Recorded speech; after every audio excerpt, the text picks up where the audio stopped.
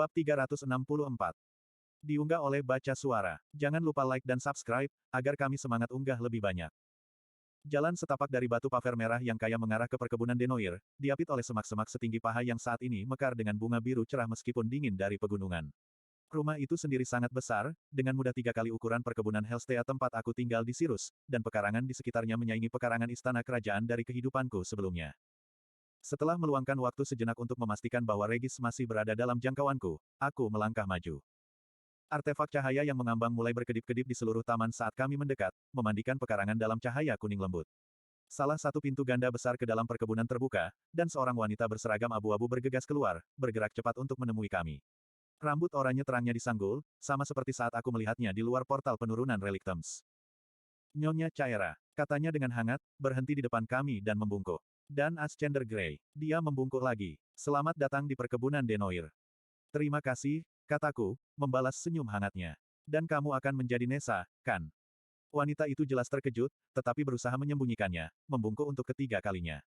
Kau menghormatiku. Meskipun nada suaranya stabil, aku hanya bisa melihat rona merah menyebar ke pipinya. Tidak perlu terlalu rendah hati, kataku, memberi isyarat padanya untuk meluruskan. Caera menyatakan bahwa kamu adalah setengah alasan dia tetap waras di bawah atap bangsawan dan wanita. Pipi Nessa semakin dalam, dan dia tampak tidak yakin bagaimana menjawabnya. Caera menyelamatkannya dengan meraih lengan wanita itu dan terus menuju rumah. Setelah beberapa langkah, Caera melirik ke belakang, ekspresinya lucu dan marah. Dia telah mempersiapkan aku untuk malam itu, memberitahu aku nama semua orang dan menjelaskan protokol malam itu, bahkan menguraikan topik pembicaraan yang mungkin terjadi jika orang tua angkatnya berusaha mengajak aku berdebat tentang politik.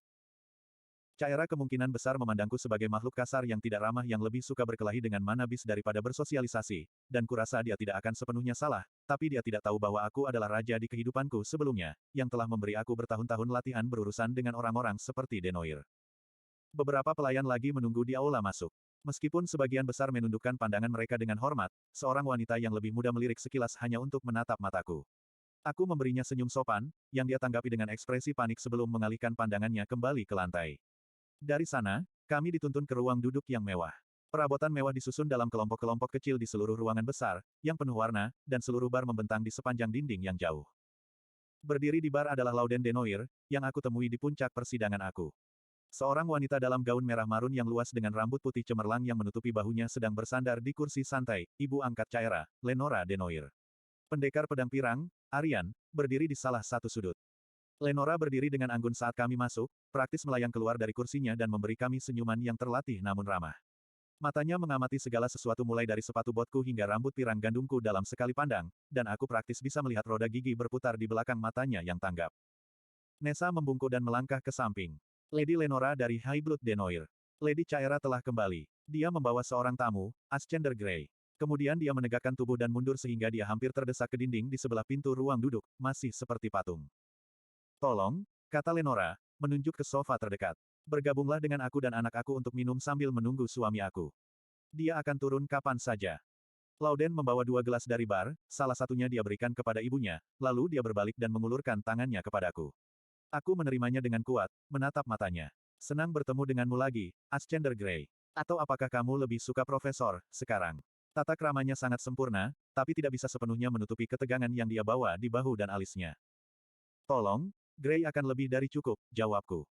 Lauden menyerahkan gelas kedua kepada Caera. Segera setelah kakak angkatnya membelakanginya, dia mengernyitkan hidungnya dan diam-diam meletakkannya. Lauden sepertinya tidak memperhatikan saat dia kembali ke bar. Kalau begitu, Grey, apa yang ingin kamu minum? Ayahku sangat bangga dengan kualitas koleksi kami. Di sini kamu hanya akan menemukan minuman terbaik dan paling manjur, yang dirancang khusus untuk dinikmati oleh mereka yang memiliki metabolisme tinggi yang disediakan. Dengan kekuatan dalam sihir. Sudah sepantasnya aku menunggu raja, karena menurut tradisi dia minum pertama kali saat minum dengan tamu, jawabku dengan benar sebelum mengedipkan mata padanya. Tapi aku akan menikmati kesempatan untuk mencicipi koleksi bagus kamu, tentu saja. Lauden tertawa. Seorang pria berbudaya. Ayah aku pasti akan menghargai kepatuhan kamu pada norma sosial, meskipun aku harap kamu akan memaafkan aku karena memulai tanpa kamu. Dengan mengesampingkan formalitas ini, Lauden terus berbasa-basi sementara Lenora menanyai Caera tentang akademi. Sikap Lady Denoir dan Caera terhadap satu sama lain kaku dan bisnis, dan aku melihat Caera melirik ke arahku lebih dari sekali. Setelah beberapa menit, suara langkah kaki yang berat dan tidak tergesa-gesa di aula mengumumkan kedatangan High Lord Corbett Denoir. Kami semua berdiri saat bangsawan memasuki ruang duduk, muncul dari keasyikan apapun yang dia pura-pura untuk membuatku menunggu, taktik umum di antara tipe bangsawan ini. Matanya yang cerdas melompat ke kami masing-masing secara bergantian, meskipun mereka paling lama menatapku. Jas putih dan biru lautnya tampak seperti harga rumah beberapa orang, dan dia mengenakan pedang berengsel emas di sisinya. Menyilangkan satu tangan di depan dada dengan kepalan tangan tepat di bawah bahu, dan tangan lainnya di belakang punggung, aku sedikit membungkuk, hanya punggung aku yang cenderung lembut. Itu adalah jenis busur yang diberikan seseorang untuk menunjukkan rasa hormat, tetapi bukan sikap tunduk.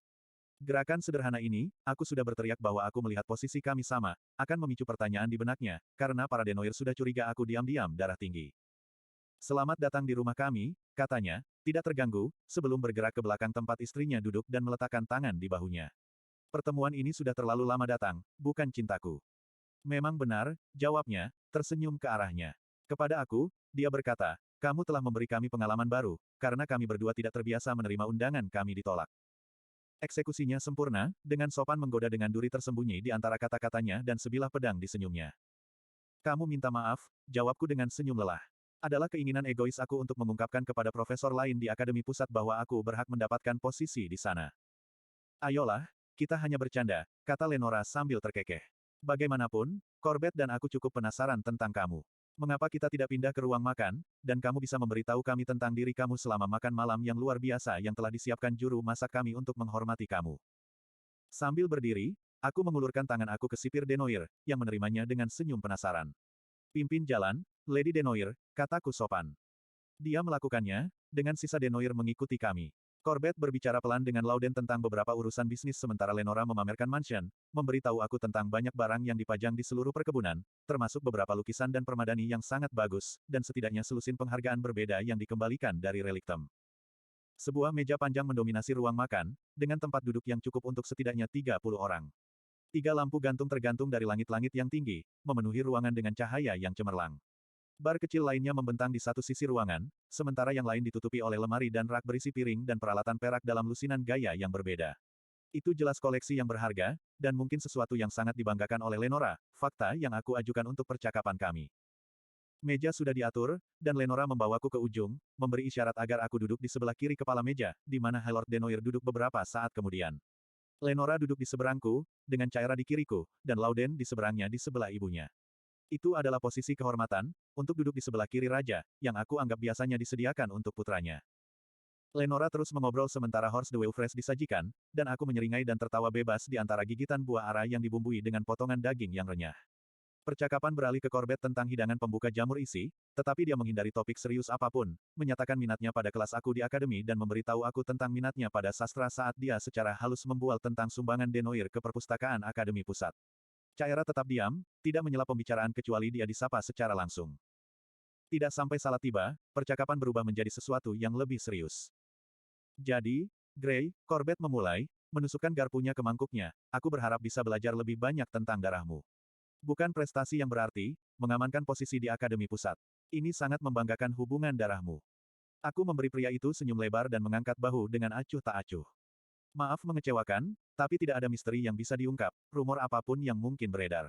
Orang tuaku berasal dari desa terpencil, dan mereka berdua adalah orang biasa. Ayahku terbunuh dalam perang, kataku pasif, suaraku tanpa emosi. Setelah perang usai, aku beralih ke reliktem dan menjadi ascender sebagai gantinya, mencoba merawat ibu dan saudara perempuanku. Corbett mendengarkan seolah-olah dia hanya setengah percaya padaku, tetapi tangan Lenora telah bergerak untuk menutupi mulutnya. Terlalu banyak yang kalah melawan orang-orang biadab di Dicaten. Lauden mendengus sedih, berpaling dari percakapan dan mengambil minuman panjang dari gelasnya. Melihat kesempatan untuk mengambil kendali percakapan, aku berkata, memang, terlalu banyak, terutama di, hutan sihir Dicaten. Eleanor, jawab Lauden, menatap minumannya, ekspresinya masam. Itu dia, kataku, mengetuk buku-buku jariku di atas meja kayu. Jiwa yang malang. Meskipun, dari apa yang Caira katakan padaku, Highblood Denoir tidak ada di sana. Corbett dan Lenora saling bertukar pandang. Tidak, jawab Corbett setelah beberapa saat. Aku menyadari bahwa kami sudah memiliki semua yang kami butuhkan di Alakria. Mempertahankan kekuasaan di negeri yang begitu jauh, dan masih penuh gejolak, tampaknya merupakan komplikasi yang tidak perlu.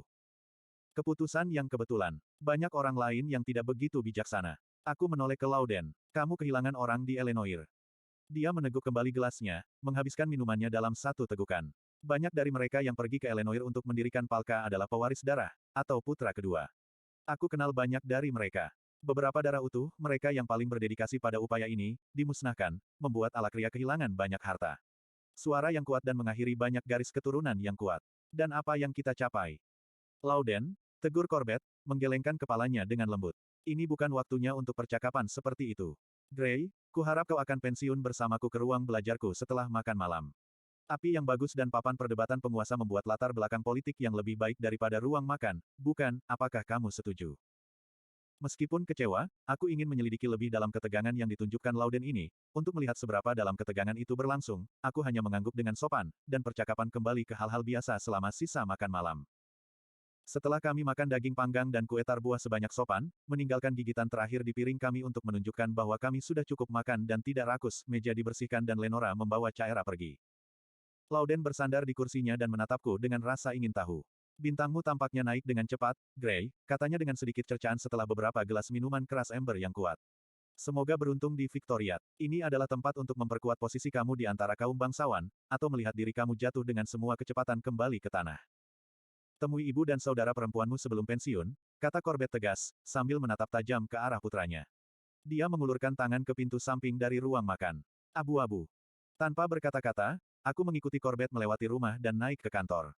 Aku mengenal orang-orang yang seluruh rumahnya cocok untuk ruang belajar 2 lantai, dan jumlah bukunya sama banyaknya dengan perpustakaan kota Aramor. Api sudah menyala. Silakan duduk, kata Corbett, menunjuk ke kursi kulit yang sangat halus yang terletak di satu sisi meja marmer berukir, yang permukaannya memiliki papan permainan terukir dan potongan-potongannya sudah ditata. Aku berasumsi kamu bermain. Aku mengangguk, lalu mengangkat bahu tak berdaya. Aku harus mengatakan aku telah bermain. Caera senang mengingatkan aku bahwa dia telah mendapat manfaat dari lebih banyak latihan dan pelatihan daripada yang aku miliki. Ekspresi Corbett tidak berubah saat dia menuangkan minuman lagi untuk kami berdua dan duduk di seberangku. Aku menyesap dari gelas yang ditawarkan. Itu terbakar turun, tapi menetap hangat dan berat ke perutku. Sebagian dari keterkejutanku pasti terpancar dari wajahku karena bibir Corbett berkedut membentuk senyuman. Napas naga, dia mengumumkan. Aku tidak terkejut kamu belum pernah memilikinya. Itu dibuat dengan rempah-rempah langka yang hanya tumbuh di sepanjang tepi Redwater dekat Ainsgar. Prajurit Vekor akan sering meminumnya sebelum pertempuran. Dan apakah ini? Tanyaku, meletakkan gelasku di tepi papan. Sebuah pertarungan. Kilatan singkat senyum tanpa humor kembali. Itu tergantung pada keahlianmu. Dia memberi aku langkah pertama, dan aku memulai permainan dengan konservatif, menggerakkan perisai ke tengah papan permainan. Apakah peristiwa di Elenoir memperburuk selera para bangsawan untuk perang ini? Tanyaku sambil mengobrol, meskipun aku memperhatikan wajah Corbett dengan cermat. Slot iklan. Kamu bisa pasang iklanmu di sini. Dia merespons lebih agresif daripada yang aku harapkan, menggambar kastor di sepanjang tepi papan. Itu adalah manuver pembukaan yang sama yang sering digunakan Caera. Putraku keras kepala, dan punya alasan untuk frustrasi. Beberapa teman dan sekutu kita hilang dalam serangan para Asura. Meskipun, agar adil, lebih banyak nyawa di Catian yang hilang dalam serangan itu daripada Alakrians, kataku, terus maju dengan perisaiku. Semakin banyak alasan mereka harus memeluk penguasa tinggi, gerutunya, matanya tertuju pada permainan. Tetap saja, ada sesuatu di garis di sekitar matanya dan dalam postur kakunya yang memberitahuku bahwa dia menganggap topik Elenoir dan semua kematian itu tidak nyaman. Mungkin, jawabku, berpura-pura memikirkan langkahku selanjutnya saat aku meneguk lagi minuman keras yang berapi-api itu. Namun, aku tidak bisa tidak bertanya-tanya. Jika itu berarti menghindari konflik lebih lanjut antara Asura, apakah layak untuk melepaskan di Caten? Dia mengerutkan kening dalam-dalam, yang menonjolkan kerutannya dan membuatnya tampak sekitar 1 dekade lebih tua. Maksudmu menarik pasukan di sana dan meninggalkan benua. Dia mengusap dagunya sambil berpikir. Itu adalah proposisi yang berisiko. Pukulan moral. Biar kuungkapkan dengan cara lain, kataku, menyeret seorang striker melintasi papan untuk mengeluarkan kastornya. Jika biaya perang, biaya dalam kehidupan darah tinggi, telah diperjelas di depan, apakah mereka masih akan mendukungnya? Kami memainkan beberapa gerakan dalam keheningan yang penuh perhatian, meskipun mata Corbett terus beralih dari papan ke arahku. Setelah 1 atau 2 menit, dia berkata, adalah umum bagi golongan darah rendah untuk melebih-lebihkan kekuatan dan otoritas golongan darah tinggi. Aku menggigit kembali senyum bersemangat di selipnya. Tentunya jika mayoritas darah tinggi berbicara bersama sebagai satu penguasa. Kamu telah memanjat jauh, dan terlalu cepat, kata Corbett, melepaskan tangannya dari papan dan bersandar di kursinya. Terlihat dari caramu berbicara, seperti kamu tidak memiliki pengalaman dengan tingkat politik yang lebih tinggi di Alakria. Kamu harus berhati-hati, Gray. Kata yang salah di telinga yang salah bisa membuatmu terbunuh. Seolah ingin menekankan maksudnya, dia mengambil seorang penyerang melalui celah di perisaiku dan membunuh salah satu kastorku. Itu membuat bagian striker terbuka untuk serangan balik, tetapi melemahkan lingkaran pertahanan bagian dalam di sekitar penjaga aku. Tergesa-gesa, berani itulah yang dilakukan oleh para darah yang mati di Elenoir.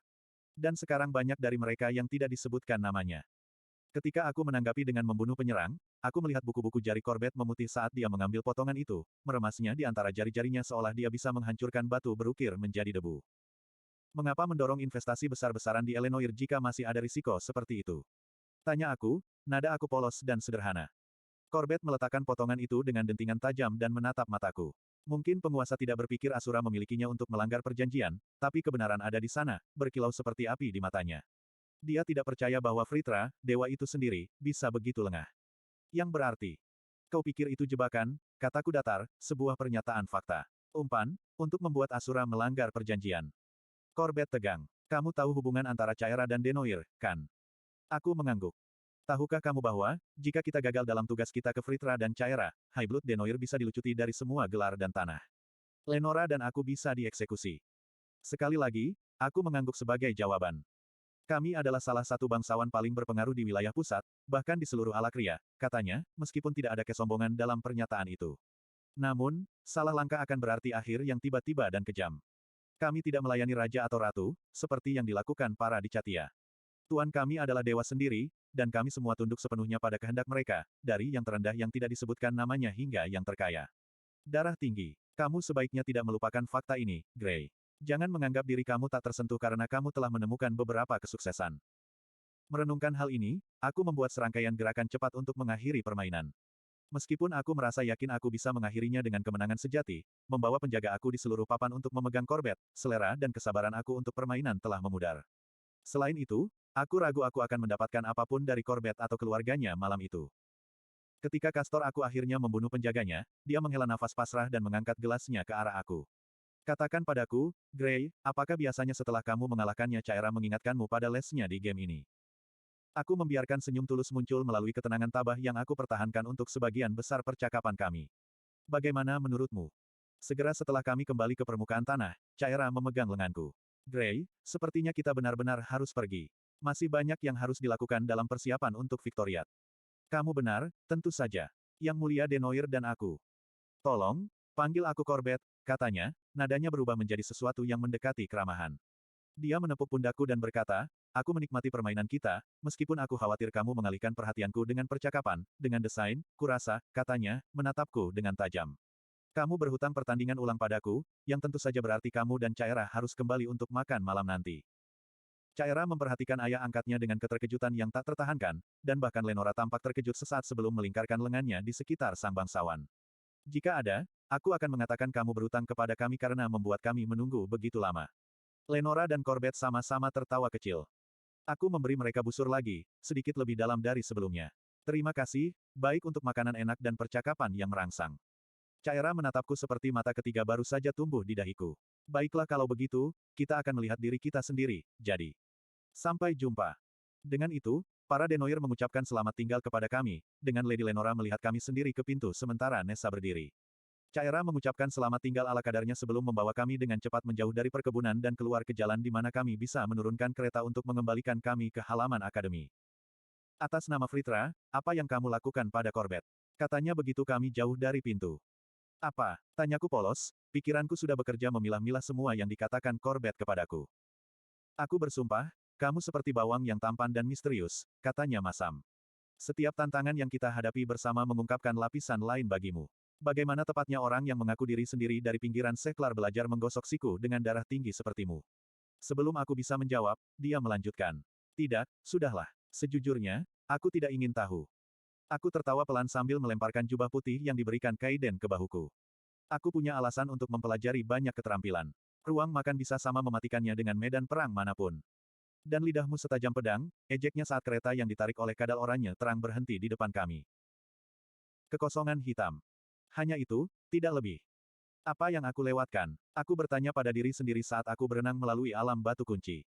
Ada sesuatu di sini. Aku sudah merasakannya. Masalah sebenarnya adalah konteks. Jin telah menurunkan pengetahuan mereka dengan cara esoteris yang dirancang untuk memicu wawasan, bukan untuk memungkinkan menghafal atau membangun keterampilan. Mereka mungkin memiliki pemahaman naluriah tentang metode pengajaran mereka sendiri, sama seperti aku dapat membaca ensiklopedia dan buku-buku tentang sihir ketika aku pertama kali lahir di dunia ini. Metode Dicatian untuk mengajar dan belajar beroperasi dengan prinsip yang sama seperti yang ada di bumi. Tapi batu kunci jin tidak.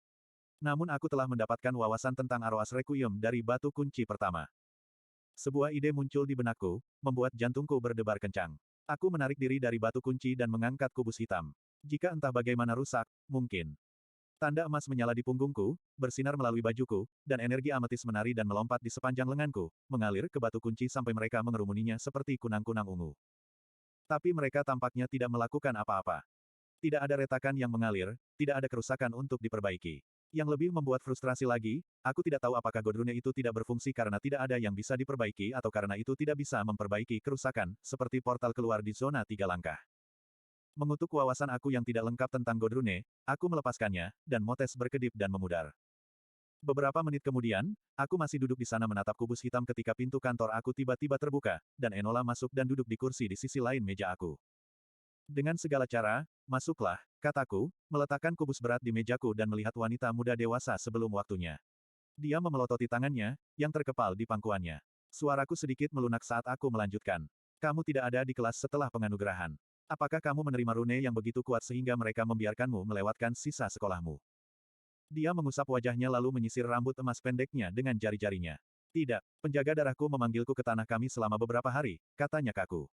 Untuk membahas masa depanku. Kapan aku menjadi konselor remaja? Aku hampir mengucapkan kata-kata itu dengan keras, tetapi menggigit lidah aku. Aku menerima tanda kebesaran, katanya, suaranya serak karena menahan emosi. Satu-satunya di akademi yang melakukannya selama upacara ini, bahkan di antara siswa yang lebih tua. 1. Aku bersiul pelan. Itu serius. Dengan gusar, Enola berdiri tiba-tiba, hampir menabrak kursi, lalu meringis dan mengembalikannya ke tempatnya. Dia berdiri di belakangnya, tangannya mengepal ke belakang. Darahku telah mengatur penempatanku di Dicaten setelah musim ini. Aku seharusnya memiliki 2,5 tahun lagi di akademi, tetapi mereka menggerakkanku seperti bidak di papan Sovereign Squirrel, menggunakan tanda kebesaranku untuk meningkatkan darah tinggi kami. Dan menempatkanmu di depan dan di tengah jika konflik dengan Asura ini semakin meningkat, aku menunjukkan dengan hati-hati. Aku mempertimbangkan untuk mengatakan lebih banyak, menawarkan nasihatnya atau kata-kata yang menenangkan, tetapi aku tidak bisa menghiburnya, dia dikirim ke seberang lautan untuk membantu menjaga teman-teman dan keluarga aku. Enola mengangkat dagunya dengan bangga. Aku tidak takut untuk pergi atau apa. Aku seorang pejuang. Tapi, dia menelan ludah. Apakah ini benar-benar perang, jika kita bertarung melawan Asura? Bagiku itu lebih seperti pemusnahan. Regalia atau tidak, bagaimana tentara reguler bisa membuat perbedaan dalam konflik seperti itu? Mereka tidak bisa, aku ingin mengatakan. Aldir telah membakar seluruh bangsa seperti Elenoir yang dibangun di atas kepala batang korek api. Dia berhenti dan menyelinap di sekitar kursi, mengambil tempat duduknya lagi. Saudaraku terbunuh di Dicaten. Pada hari-hari awal, salah satu serangan pertama kami. Pertempuran yang sama di mana Jagret, Punggawa Truasian terbunuh. Dia tersenyum pahit, melihat melewati kubukannya menatap mataku. Aku ingat karena mereka mengumumkannya seperti mati bersama seorang punggawa adalah semacam kehormatan. Aku hanya bisa meringis. Aku telah bertarung dan membunuh penyihir racun Jagret di rawa dekat Slore, dan kesadaran tiba-tiba menghantam aku. Sementara aku sibuk marah tentang apa yang telah dilakukan keluarga siswa ini, aku bahkan tidak berhenti untuk mempertimbangkan fakta bahwa aku bisa membunuh kerabat mereka dalam pertempuran. Kau pasti membenci Dicatia, kataku, merasa agak bersalah atas penipuanku. Tidak, katanya segera, jawabannya tegas. Saudaraku tewas dalam pertempuran yang jujur. Perang adalah perang. Mereka adalah lawan kita. Meskipun aku akan merindukannya, saudaraku beruntung memiliki perang seperti itu untuk diperjuangkan. Enola terdiam, dan aku tahu apa yang dia pikirkan. Tapi melawan Asura, aku menyelidiki. Aku ingin menjadi seorang tentara, atau mungkin seorang ascender yang kuat. Dia menyilangkan tangannya dan merosot kembali ke kursi. Tapi aku tidak ingin dibuang atau dibakar seperti kayu bakar dalam pertempuran antara makhluk yang lebih besar. Matanya terkunci ke mataku, lalu, seolah dia menantangku untuk berdebat dengannya. Mengistirahatkan sikuku di atas meja, aku menghela nafas. Tatapanku melayang ke batu kunci, dan Enola mengikuti. Setiap prajurit dapat mengubah jalannya pertempuran, kataku. Prajurit terkuat bisa jatuh secara tak terduga, sementara yang terlemah dan paling pengecut mungkin tersandung ke belakang menuju kemenangan. Aku mengambil batu kunci dan membaliknya di tanganku, mengingat kata-kata proyeksi jin. Tapi jalanmu adalah milikmu sendiri, dan hanya kamu yang bisa menjalaninya. Kamu mungkin memilih untuk menyerahkan hidupmu, jika perlu, tetapi tidak ada yang bisa membuang hidupmu seperti itu tidak berarti apa-apa. Enola menegang, rahangnya tampak mengencang saat matanya menatapku. Apakah kamu benar-benar percaya itu? Aku tersenyum dan mengetuk kubus dengan ringan ke desktop, memecahkan ketegangan. Dengan setiap serat keberadaanku. Dia memberiku satu anggukan tajam, lalu melihat lagi ke batu kunci itu. Apa itu? Oh, benda tua ini. Kataku, melemparkannya ke udara dan menangkapnya lagi. Itu hanya alat untuk membantuku bermeditasi dan menyalurkan manaku. Saat aku tersandung kata, hampir mengatakan eter sebagai gantinya, pikiran aku menghubungkan dua titik data yang sebelumnya tidak aku pertimbangkan. Kedua kali aku melihat gerakan hitam-hitam di dalam batu kunci, saat itulah seseorang mendekati aku, mengganggu meditasi aku. Aku pikir itu hanya nasib buruk, dengan gangguan datang pada waktu yang salah, tetapi bagaimana jika... Sini, biar kutunjukkan cara kerjanya, kataku cepat, menyalurkan eter ke batu kunci. Pikiranku melayang ke dalam kegelapan. Itu hidup dengan gerakan. Di sekelilingku, aliran halus tinta hitam menggeliat dan mengalir seperti minyak di atas air. Batu kunci bereaksi terhadap kehadiran mana, yang menjelaskan mengapa aku tidak bisa merasakan apapun di dalam. Seperti orang buta yang mencoba menavigasi labirin, pikirku, hidup dengan motivasi yang tiba-tiba dalam menghadapi tantangan seperti itu. Aku akan menemukan wawasan yang tersimpan di dalam, dan mengambil satu langkah lebih dekat untuk menemukan dekrit takdir.